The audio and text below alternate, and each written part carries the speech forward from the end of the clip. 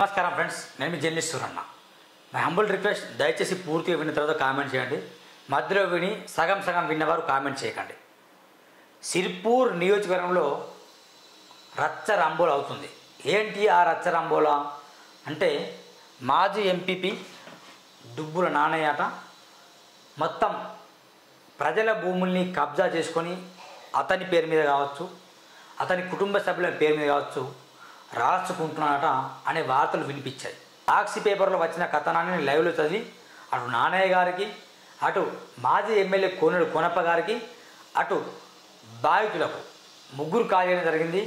నిజంగా సూరన్న నేను తప్పు చేశాను రుజువైతే నేను ముక్కు నెలకు రాస్తానని చెప్పడం జరిగింది. ఇదే విషయం ప్రస్తుతం కాంగ్రెస్ పార్టీ ఇన్ఛార్జ్ ఉన్న దండే విట్లుగా అడిగి మనం తెలుసుకుందాం. ఆయన మరి ఏమంటారో మనం చూద్దాం ఒకసారి.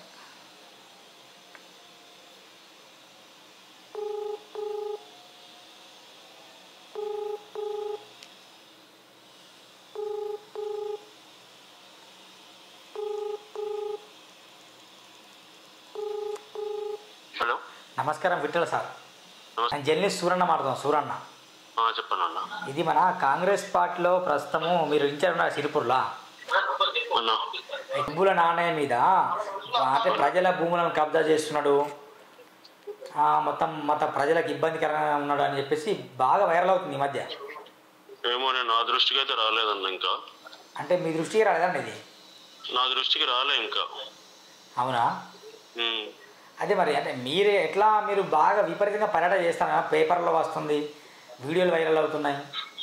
కరెక్టే సూర్యన్న. డిసెంబర్ 23న కాంగ్రెస్ ప్రభుత్వం వచ్చిన దగ్గర నుంచి కూడా ఎటువంటి భూ కబ్జాలు కానీ ఎటువంటి ఇలాంటి ఇల్లీగల్ కానీ ఎక్కడ కూడా జరగలేదు. గతంలో డిసెంబర్ 23కు ముందు కన్నా జరిగి ఉంటే నాకు తెలియదు. అలాంటి ఏదన్నా ఉంటే అధికారులకు మరి వాళ్ళు తీసుకెళ్లి ఫిర్యాదు ఇచ్చుకుంటే అధికారులకు నేను చెప్తా చర్యలు తీసుకోమని. బట్ నా దృష్టికి అయితే రాలేదు వరకేమి. అదే నేను సాక్షి పేపర్లో వచ్చిన కథనాన్ని చదివాను. నానయ్య గారికి కాల్ చేశాను, మాజీ ఎమ్మెల్యే కోనప్ప కాల్ చేశా, ఇద్దరికి కాల్ చేశా. వాళ్ళు చేస్తే నాకు ఏం చెప్పారంటే, నేను తప్పు చేసిన రుజువైతే నేను ముక్కు నేలకు రాస్తాను ఆయన చెప్పాడు నానయ్య. ఆ బాధితులు ఏమంటారంటే మా స్థలాన్ని కబ్జా చేస్తున్నాడు, వాళ్ళ పేరుని రాస్తున్నాడు అని వాళ్ళు అంటారు. మీకైతే గట్టిగా చెప్తాను, డిసెంబర్ 23న ఈ ప్రభుత్వం వచ్చిన దగ్గర నుంచి ఎటువంటి జరగలేదు. అంతకుముందు ఏదైనా జరిగి ఉంటే మాత్రం ఎవరైనా నిజంగానే అటువంటి బాధితులు ఉంటే అధికారులకు ఫిర్యాదు చేయమని చెప్పండి. వాళ్ళు తప్పనిసరిగా చర్యలు తీసుకుంటారు. ఎందుకంటే మనం ఎటువంటి కూడా ప్రోత్సహించలేదు. అదే అన్న, మీరు బాధితులకు న్యాయం చేయండి అన్న, ఇది నా రిక్వెస్ట్. తప్పనిసరిగా సూరన్.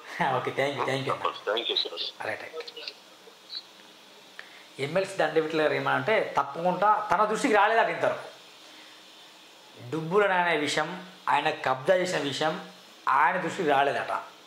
నానయ్య గారు ఏమంటాను మరి, నేను కబ్జా చేసినట్టు, నిజంగా నేను తప్పుడు డాక్యుమెంట్స్ సృష్టించినట్టు, నాలో ఏమైనా తప్పు ఉంటే నేను ముక్కు నెలకు రాస్తా అని ఆయన గతంలో చెప్పాడు.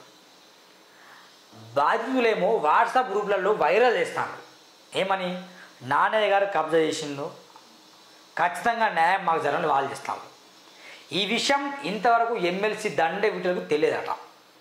ఒకవేళ తెలిస్తే నేను బాధితుల పక్షంగా ఉంటానని చెప్పారు. డిసెంబర్ 2023 నుండి ఇంతవరకు తెలంగాణ రాష్ట్రంలో కబ్జాలు జరగలేదు.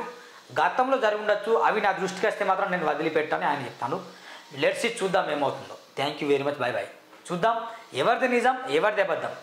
నిజంగా డుబ్బుల నానయ్య కబ్జా చేసిండా? ఒకవేళ కబ్జా చేస్తే ఆయన చెప్పినట్టు ముక్కు నెలకు రాస్తాడా?